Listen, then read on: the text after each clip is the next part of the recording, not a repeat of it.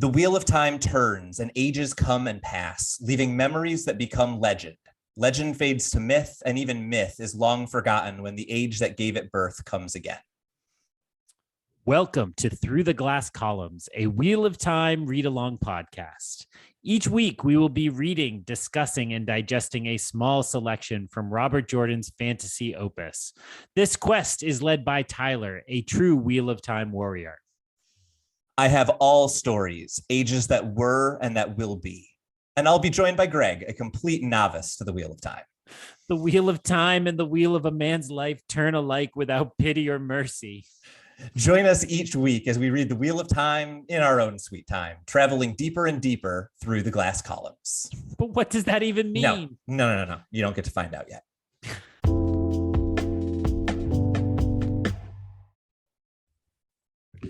Hello and welcome back to Through the Glass Columns, your weekly Wheel of Time read-along podcast. I am one of your hosts, Greg, and joining me as always is the more knowledgeable, more wizened, more world-weary, and more handsome host, Tyler. Tyler, how's it going?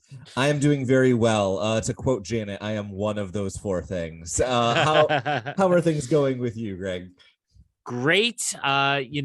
We've talked a couple times in the last few episodes about how it's hot nerd autumn with so much good fantasy and Star Wars on television. And, as we're recording this, I wandered into a Barnes and Noble today and found one of the Star Wars High Republic books out a day early. So I'm going to record this and then go nerd out with a different book for a while.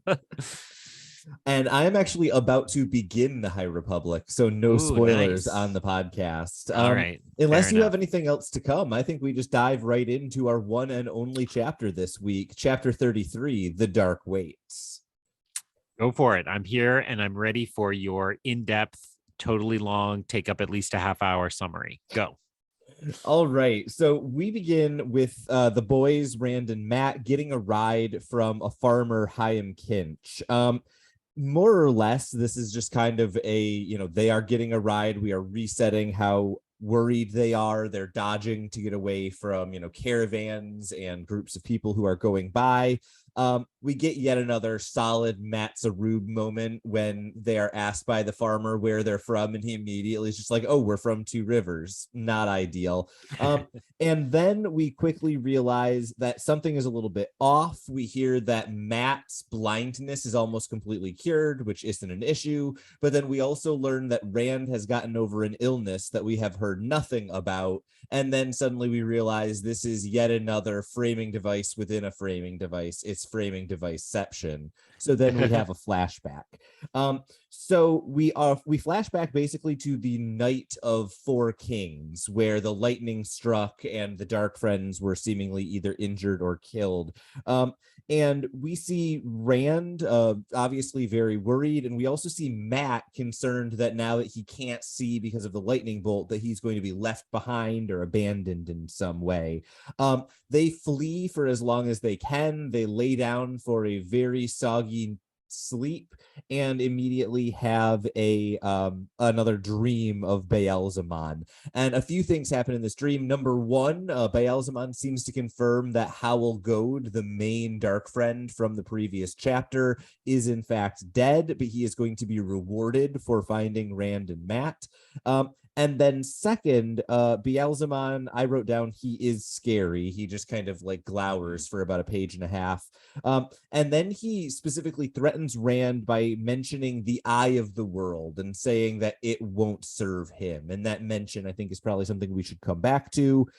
We then also find that Matt is also dreaming of Baal-Zaman. Rand wakes up first, and Matt is dreaming that Baal-Zaman took his eyes, which is just slightly horrifying. The next day, they get a ride from another farmer. This is actually the farmer who gives them the scarves from our original framing device. And then Rand and Matt basically just need somewhere warm to stay. And so Rand pays basically all of their money at an inn. They finally get a moderately good sleep. Matt can at least partially see again. And as they are having breakfast and preparing to leave that next morning, they are confronted by a young man named Pater, who at first just seems like like he mistakenly sat down with them and wants to chat, but it soon becomes apparent he is a dark friend. He is trying to convince them to stay where they are so that all of the other dark friends can join up and take them wherever they're supposed to go. And after kind of a creepy encounter, he kind of outs himself to someone else in town, and then Matt and Rand are able to escape. They go to another inn, try to do their Gleeman thing, but then Rand suddenly gets more and more ill. Eventually, they're not even allowed to stay in the inn, but are given a place to sleep in the stables. And Rand gets so feverish and ill that he is delusional. He sees visions. He's visited by a number of different characters. And finally, once he kind of comes out of it, once his fever has broken, a woman comes into the stables, seemingly looking after her horse, but very quickly she attacks Rand and Matt. Somehow they manage to disarm her. Matt is about to kill her, but Rand talks him out of it, convinces him just to, tie her up and leave her.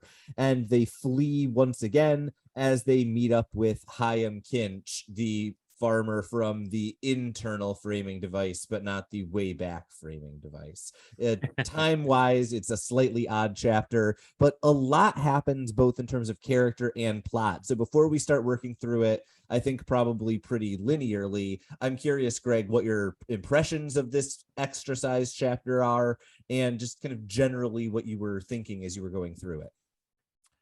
I think I would say that this has been the most disorienting reading we've done. And a lot of that comes from the ending, where, as you noted, Rand gets feverish. And it's really cool that our narrator is delusional. And that means we are kind of in and out of his visions and have to make that judgment. He becomes very unreliable. Yeah. But before that, even, I think it's just, the word I have in my notes is relentless. It's just like thing after thing after thing. Lots of names, lots of places, in names, village names. And it's like, we're going through and I found myself like quickly scribbling down a name, being like, this will be important. And then it's like, oh no, that person's gone already. So we don't care really that much about Alpert Mull or, some of these other farmers we encounter.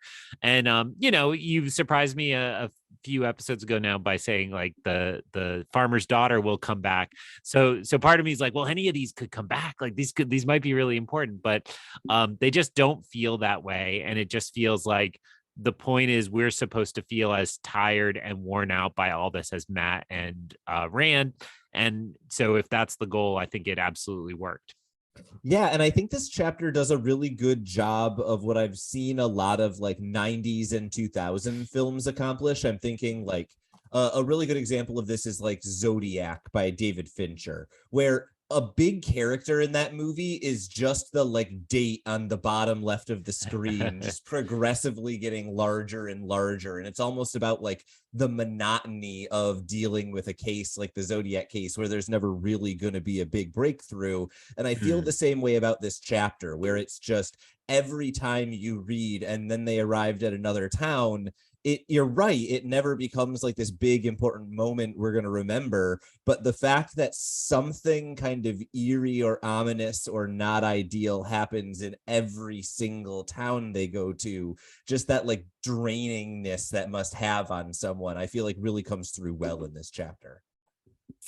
Yeah, and just added to that, all the wordage spent on how rainy it is, how cold it is, how damp it is, and we joked last time about how neither of us are outdoor kids, and like I think that just you understand how like soul crushing this grind must have been for these characters. And when they get testy with each other or get extra suspicious, it's like, yeah, because I'd be cranky too. Yeah, I actually remember when I was an outdoor kid very briefly in my teen years. I joined the Boy Scouts and I was like, I'm going to give it a try. And we went on like a big canoe trip where we had the option of either we could do like 100-miler and get like the like badge for that, or we could go for like the 150-miler. And the like guide we were with was like, here's the deal. We can do 150 miles, but it's going to be grueling. Or we can do 100 miles and you can have a day off at some point. And we had just like a downpour for 6 hours, awful, horrible, soggy day. And my group who did the 100-miler were able to sit in our like tents and play cards. And the other group who came with us decided to go for the 150 and described it as like the worst day of their life. I'm just imagining that like horrible pouring rain for 5, 6, 7 days straight while being chased by evil people. It doesn't sound like a great time. No, and again, I think it was the chapter before this with the hiding in haystacks so you wouldn't get as wet, and just, like even what you describe is perfectly legitimate, except even those people on the 150 have the tent and have modern conveniences where we're talking about just out under cloaks. So, the parts of Lord of the Rings like that, I always thought like, yeah, that's where I would bail. Like, sorry, Frodo, like it sounds important, but I don't want to be out in the mud. Yeah, that sounds correct. This is why we are friends. So as far as taking this chapter kind of blow by blow, the only thing that really stands out to me in the initial framing device of the chapter is Matt being a rube, right? It's Matt giving away the 2 rivers. It's Rand reacting to that and trying to cover for it as well as he can. And at some point, it's just the coin flip of, once that's out there, either this guy's a good person or he's not, and there's nothing they can do in either case. I just thought that was a effective moment. Did that stand out to you at all, or was there anything else in that initial framing device that jumped out? I think it's a connected moment, but not technically the exact same thing, which is just a mention of the Queen's Guard and how the Queen's realm and the people they encounter say, like, well, the Queen is dictating to keep us all safe. And I believe that's when Matt reveals they're from 2 Rivers, and the people there are like, well, yeah, that's part of the Queen's realm. Like, she's kept control of that. And our characters are like, we've never even heard of these people. Like, so it was a cool little bit of perspective play that stood out to me. And certainly then, confirmation that, I guess that reveals everybody's a little naive. Everybody's a little myopic to where they are and what their situation is. So they don't believe that these people would never have heard of the Queen. And Matt's just fine saying, I'm from 2 Rivers, it's fine. So yeah, and that reminds me, I think we've mentioned this maybe once or twice before on the podcast, but it reminds me of like the peasants in Game of Thrones who are just like, I don't know who my lord is, I'm just like trying not to die out here. It's that same sort of thing. The 2 Rivers are just like, I don't know who's queen, let's get some sheep going. That or an NPC in a video game where you're like, oh my god, I'm running from a dragon in Skyrim. This guy's like, hey, can you help me find some moth wings for my potion? You're like, dude, like not now. Like, that sounds fun, but like there's a dragon right behind me. So yeah, something like that. And I think that keeps me from engaging too much with any of them, because it does seem like they're just passing through. They're the peasants in this story. Or to go slightly more literary, in like the Iliad, you have all the lords squaring off, and then they, so and so, son of so and so, faces off against so and so, son of so and so. Then there's just a line where it's like, 500 men died behind them, because it's like, we don't name those people. We don't talk about them stabbing each other with their swords. We just care about the lords. And so it feels a little like that too. Yeah, that sounds about right. And I think that's pretty much everything that I have prior to us flashing back to just outside of 4 Kings.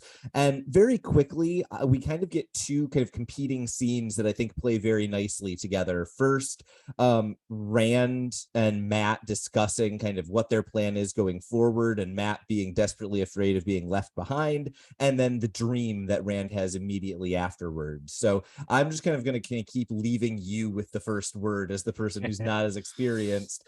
What jumped out at you about those scenes in that early like flight from 4 Kings? A couple quick notes would be, one, that Rand is suddenly more worried about what lies ahead, right? Matt is like, what did we leave behind? Who's chasing us? And Rand's like, he's taken the clues, and he's like, this road isn't leading good places either, right? Like, it's just the noose has tightened enough that wherever they go, they are. I thought the dream was really compelling, and I think you will probably want to unpack some of those specific images for me a little bit more, and for the listeners. But the thing I really thought was great was when Rand stood up to Baal-Zaman and said, I belong to myself. And so there was a lot there about that. Who does he belong to? And that fits in with the Dark Fiends saying that they would be the Dark Lords that would, Yeah. be owned by the dark one. And so that to me felt like he was standing up against prophecy and against predestination, and like, I own myself and I'll make my own choices for where I'm headed. Even though I think, he kind of belongs to to Tar-Valon and the Aes Sedai in certain ways. So so that was the main thing I liked in that portion. And like you said, they mentioned the Eye of the World, and there is just this sense that I think Baal-Zimon is getting really cocky, and I don't know that that's unearned based on what we're seeing. Yeah, I think that this is a really interesting dream sequence in terms of what information it gives us about what Baal-Zimon knows and what he doesn't know, right? Because this is both, as you're saying, a moment where Baal-Zimon knows more than he ever has. It's a moment where he's almost gloating about, like, I've got you, right? This dude died, but it's over. I know where you're at. But at the same time, that also reveals just how little information Baal-Zimon really has, right? Like, they were in Whitebridge with a Fade 2 weeks ago, and that's not, he wasn't able to get any more specific until Howell Goad stumbled upon them. And so I think that dichotomy of him both being at his like most powerful and, as you say, almost cocky and deserving it, but also, as Rand concludes later on in the chapter when they're debating whether it's worth it to go to any place or whether the dark could be anywhere, he's like, look, if they're going to catch us, they're going to catch us. We've got to take some risks. They don't know exactly where we are, or else they'd be upon us. So this, at least, I think, is kind of a double-edged sword from the perspective of Rand. It's one of his earliest hints that Baal-Zimon doesn't know everything about them. He required that person to discover something for him. Well, and I might have this wrong, but part of the turn in Rand's attitude also seems to be the fact that he's like, he at first kind of asserts like, well, your dark fiends can't kill me because you clearly need me. And Baal-Zimon was like, oh, I control the living and the dead. Like, Yeah. it's better for you if you're alive, but like, don't worry about me, but like, I'll be fine either way. And I think that's kind of a classic trope of like, you take the threat of death away and it's like, Yeah. what's the risk then, right? And it's also a trope to be like, well, there's a lot to risk still. There are fates worse than death, but it did feel like Rand is just like, what do we have to lose now? We might as well take the risk. We might as well push forward because it seems if he's telling the truth at all, then we're really completely lost in this. So might as well just go on and hope that he's not telling the truth in some ways. Yeah, and I think this is a really interesting section because at this point we haven't really gotten much time in Rand's head after Four Kings, right? We had the framing device, but that's significantly later, we eventually realize. And other than that, we haven't really gotten a lot of Rand reflecting on what's going on. And I kind of like that we first see that Rand has reached a breaking point and kind of gone past it in his actions in the dream rather than him like stating or saying it, right? This is a slightly different Rand in this chapter than it was even just one chapter ago. And I like that we see that before we hear it from him. I think that's really effective. Yeah, so I want you to talk to me about the Eye of the World. So I flipped open to it, and so if you're in my kind of mass market paperback, I'm on 528. It says, when he turned back, Baal-Zimon's outstretched hand had become a fist. You are mine, youngling, alive or dead. The Eye of the World will never serve you. I mark you as mine. His fist opened and a ball of flame shot out. It struck Rand in the face, exploding, searing. Rand lurched awake in the dark, water dripping through the cloaks onto his face, his hands trembling as he touched his cheeks. So it goes on a little bit there, but it seems pretty clear that this is also what happened in Matt's dream, right? And that's why Matt's saying he took my eyes, he took my eyes. Yeah. The marking stood out to me because the silver pieces from forever ago where Moraine marked them or kept tabs on them, this feels like not just a kind of dream thing, but a real symbolic thing that he has now marked them. So what should I be thinking about with that? Yeah, I think that is definitely part of it, right? I think it's really important, this idea of marking someone or someone having, especially we know the like Dark One's mark, the dragon's fang, is a thing that is, commonly used to associate with evil. And so I think that is something really important. The other thing is that this is just like our mention number 3 or 4 in this book of the Eye of the World, right? We've had the Tinkers were telling the story of the Aiel who were talking about the Eye of the World. It's been mentioned, I think, by Moraine once before. We've got Baalzamon has mentioned it once or twice in dreams. And so we should, I think, and it's also the name of the book, right? So yeah, I was gonna just joke with you. Yeah, of course. So when they get to the title, it's something that matters and something that's important. I will say in that regard, we're getting late in the book to not really understand it, right? Like as we're getting well past halfway, you would have thought it would have come into play more significantly by now. Yeah, and I think this is our first real hint at any details about the Eye of the World. It's been mentioned as a threat or a thing that, needs to be gone to or that someone is trying to destroy. But this is our first hint that the Eye of the World is something that can be used. It is something that has a purpose and that it can be directed towards something. And in some way that it seems to be limited in terms of who can use it or who it will serve, right? And so these are small details. I don't want to give away too much, but it's new information we haven't had about a phrase that is literally the first phrase we encounter when we read this book. So just drop in the jingle here for Greg's wild speculating to amuse Tyler. Greg's wild speculating to amuse Tyler. Got it. You can plug that in wherever you want. We can make a ringtone, listeners. I am clipping that. So that to me, I mean, the name of it plus the fact that somebody can use it, I'm thinking a site of prophecy, right? A kind of what's at Delphi? I'm forgetting what is at Delphi in mythology. But a place where you see forward, and the oracle, an oracle at Delphi. God, it's been a long day of teaching, so forgive me. Long day of teaching and half an IPA. So the oracle at Delphi or something like that. So a place where you could prophecy or you could really see forward and get the truth of what's to come, especially in this world where history repeats itself and overlaps. As it's presented here, it doesn't seem to me to be related to the power of the Aes Sedai and potentially Egwene, the one power, the one. Yes. Yeah. So it seems like a separate thing. And I would imagine the way they're speaking about it, it would be a superseding thing. So if you have control of the eye, you have the knowledge or you have the power to rule over all or, affect all at once.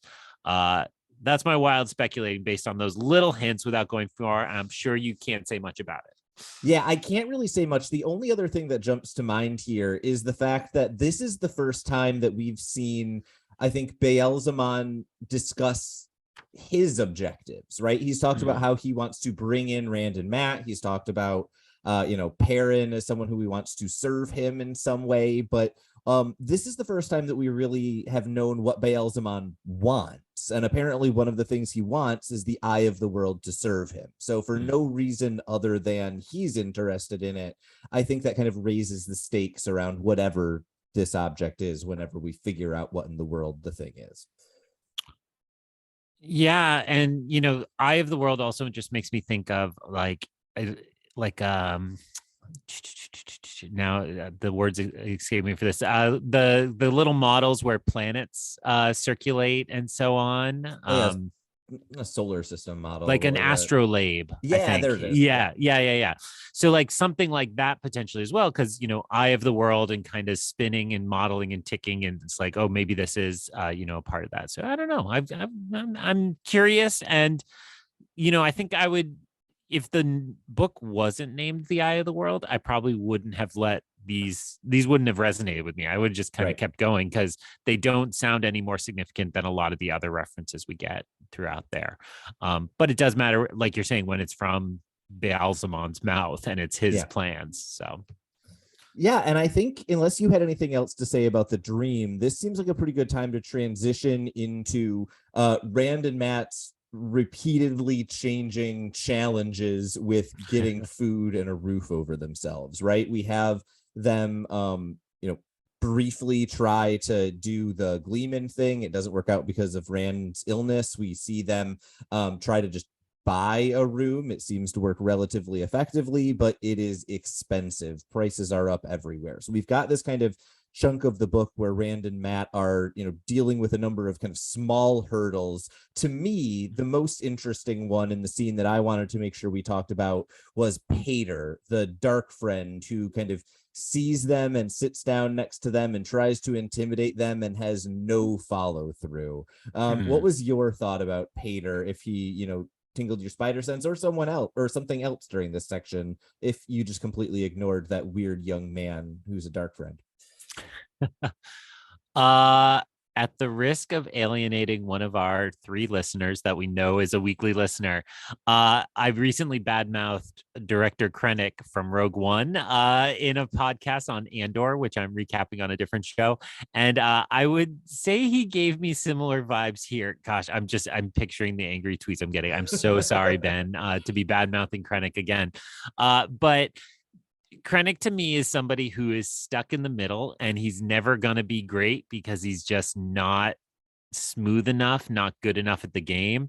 And I just feel like Pater is this dark fiend version of it. He's like a wannabe. He wants to be in the upper echelons. He wants to be in the inner circle, but he just isn't able to like understand it really, and it just doesn't have the skills. So he's stuck at this level, and he goes back down, kind of flailing in some ways because he doesn't have a follow through, like you said. Yeah. And I really think of Pater as in some ways being a slightly scarier villain than some of the villains we've seen before, because let's be honest, I don't really know that many people who I think could follow through with doing like serious violence, right? Most of my friends, if they snapped, they would like throw something out a window, right? Yeah. But I know a lot of people who, if they snapped, would tell the wrong person the wrong thing.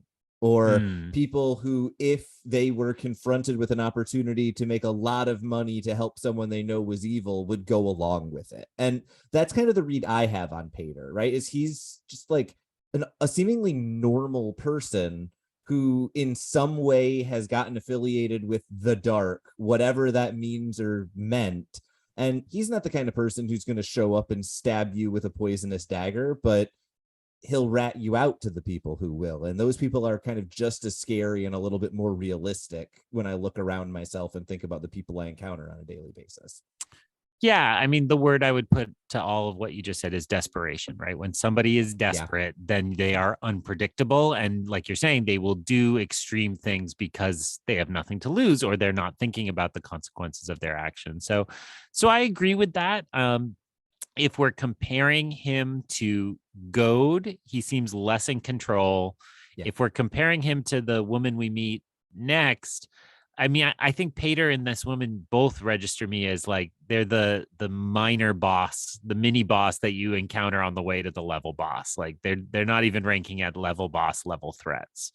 But it does give me pause to say, okay, we're accumulating all these villains that they've wronged, or that they've, so not only is there an army behind them of dark fiends, of Trollocs, of shadow fiends, it's like, oh, but now you've pissed off like half of them, and they do seem to have influence over others and could keep pulling people into the hunt and into the chase. So I think any sense of danger I really have from Pater is that, like, oh, you can't just keep, I guess maybe I'm thinking Grand Theft Auto or some of those games where you can like just like cause a huge amount of havoc and you just keep running, and then eventually like you stand still. Yeah. Well, true. They fade away, or some of them, like I used to do this in Call of Duty. I would run through the whole level and then I'd pause and they'd all just come running up behind me. Like the programming wasn't sophisticated enough that they'd disappear or so all of a sudden I just have to like deal with all of them eventually. And it's feeling, I think because Rand and Matt are so out of control, it's feeling like that. Like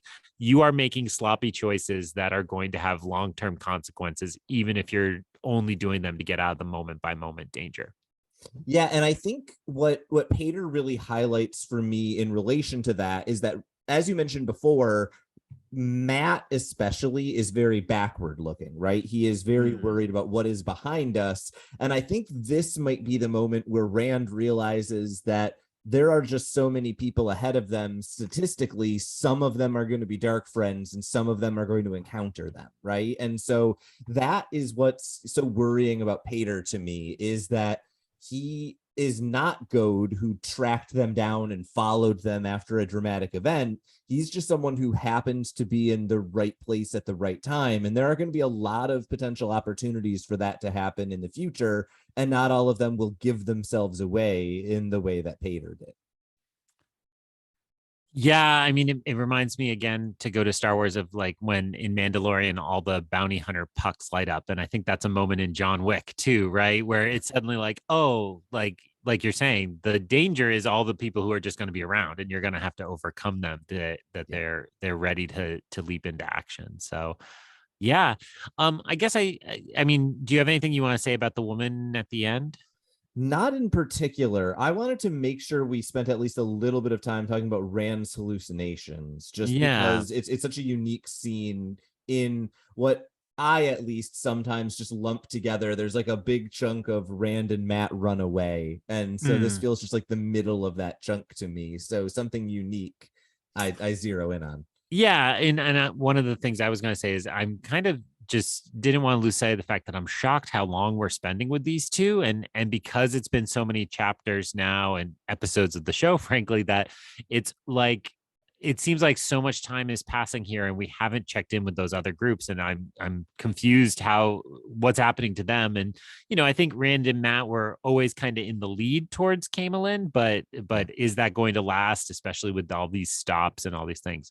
uh yeah, I mean, what was most prominent to me about those hallucinations is he returns to being fixated on his parentage, and Yeah. it was a fever dream of his father that led him to these questions about who he is. And so it's interesting that, like, yeah, in the weakened state, that's what creeps out of your subconscious is like old Oedipal problems Yeah. or threats of the father or threats of your lineage. And I think, as I recall, there were moments where he wants to assert like, no, I am who I am, and also moments where he's a little afraid still that Matt will figure this out and question it. So I think the only other thought I have on it is that, like, it just felt like it was time to remind us that that's still happening, that that's still a plot in this book. So Yeah. And I think actually in this sequence, I think as he's getting kind of more and more worked up about it, this is actually the first time he mentions something about it out loud to Matt, right? Is Yep. he briefly says, something along the lines of like, no, he's my father. He definitely is. What I thought was really interesting about this section is that we get at least one glimpse of basically every character in the hallucination, right? I think we Mm. go like Egwene, Moraine, Tom, Lan, and then Perrin, and then it starts like kind of like going very quickly through minor characters that they've encountered. But I just thought it was interesting that Rand, I think if we had gotten one moment that was just Rand and Egwene in the hallucination, that would kind of fit something I've, seen in a lot of literature before. But to go through every one of those characters and give just like a quick glimpse into how Rand is feeling or thinking about each of them, I thought was pretty effective given what you just mentioned, which is the fact that we haven't seen any of them in Mm. this book for 40, 50, 60 pages. Yeah, it really felt cinematic to me. Yeah. Like, this is a montage of, I assume the director would use footage of wherever they are in their journeys now, even though Rand couldn't picture them actually in that. Yeah. But it does feel like that kind of, like, you almost expect it to end right now. It's like, oh, what's going to happen to all of us? Are we all lost? And thinking through, and then you flash away again. I think the Lord of the Rings movies kind of did that at the end of Two Towers, especially, Yeah. right? They kind of cross cut between the plot lines to remind you who all was in danger and see where they're each at.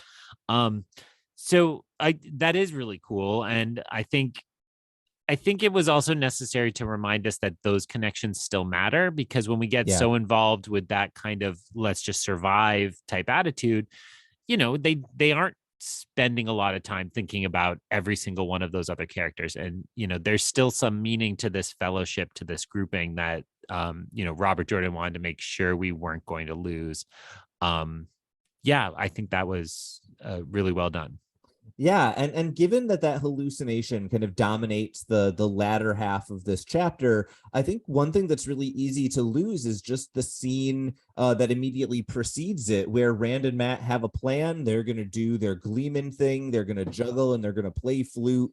And Rand, out of nowhere, is just out with what seems to be a very severe illness that seemingly is completely gone 24 hours later when they get off of Master Kinch's wagon in the beginning of the flashback sequence. So It's just a bug, just yeah, so a 24-hour thing. Yeah. I was curious, was your reaction it's just a 24-hour thing, or were you reading more into that when you get this kind of like out of nowhere seemingly random event that then almost miraculously clears up? I mean, I'm going to be honest with you, because now that you're asking questions, I'm like, oh yes, it really stood out to me as well. But it was definitely like I just assumed it was the weather and the dank of the lifestyle getting to him, Yeah. and when it clears up, it's not, it is that they had the night in the dry stable perhaps, or I'm somebody, when I get a fever, the fever just breaks and I feel pretty great. Like I wake up from my nap just super sweaty. I'm like, oh, okay, I'm back on the mend or whatever. And so I think that's really the level I was at when I did the Okay. reading of it. Certainly now, as well, and that the blindness is recovering. And the other thought I have is just, it's so funny that what I was worried about the last chapter so much was the dagger, and it's like the dagger doesn't play into any of this chapter Right. really. And so it's like we have these different plots going forward that take turns with what's in control, or what needs the most attention. So yeah, that's where I sat on it. But certainly I can see, with the presence of the dreams, and that we know the dreams can affect real life, there's certainly the chance there's some magic going on here. And we've had just so many encounters, but I read it mostly as fatigue. Okay, that seems totally reasonable, and I will not dissuade you of that position until the book decides to do so, or doesn't. Sure.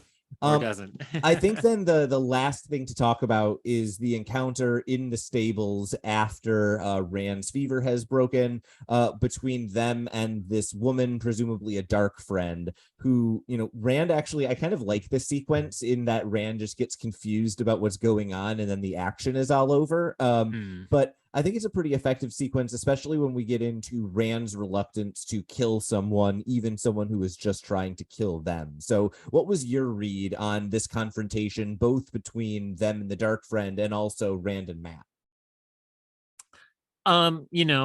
Again, when we think of definitions of heroism, it's like preserving life even at to the point it doesn't make sense. So I definitely sided with Rand, and it's like disarm, eliminate the threat, capture them, but you feel like, well, you shouldn't stab or kill her. And yet, if we're actually thinking about real survival in some sort of situation like this, is like, yeah, like tie up the loose ends. Don't leave somebody to come trailing back and get their revenge on you.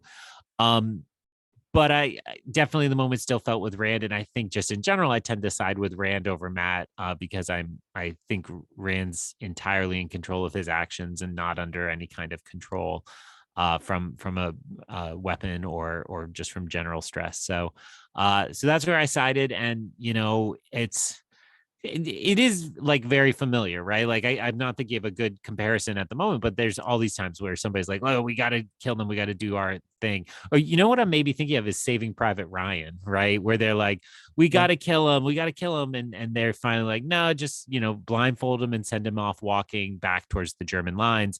And then that is, of course, the soldier that comes and kills Yeah. at least one or two of them in the final confrontation. So yeah, I'm sure that choice will have consequence, but I'm lawful good. So I was like, that's the right choice to make, even if it's the wrong practical choice to make. Yeah, and I think what's really interesting is after they tie the woman up and they're like kind of getting ready to run away, I think she even like criticizes them for their decision making. She's like, "Yeah, that's a mistake. I'll take it. Thank you." Yeah. And I'm sure it will prove to be. I mean, yeah, if it's that heavily signaled, I'm sure she'll be back to cause a problem. Robert Jordan does not let characters go, I'm afraid. You are correct to be taking notes on random people that are encountered on the road. I also just liked the moment of it completely being unexplained and not discussed at all. But as they're running away, Rand drops the dagger this woman was using into like a rain barrel, and it starts steaming and foaming everywhere. Like it was clearly a poisoned dagger or enchanted or something. And I think that's just like an interesting detail that this probably is one of the more dangerous people they have encountered so far, right? Random passersby don't have weapons like that. Also, just a reminder that we're in a fantasy world because this is a pretty earthbound chapter, and so it could be clear. I mean, even these confrontations they're having are with people. It's cheap to film and all that, but you need some kind of special effects gimmick to draw in the audience more and remind them of the world they're in. So yeah. And I think that explains why many of these chapters are not in any way adapted on the television show. I mean, it'd be a season's worth on some shows that just lost on their own.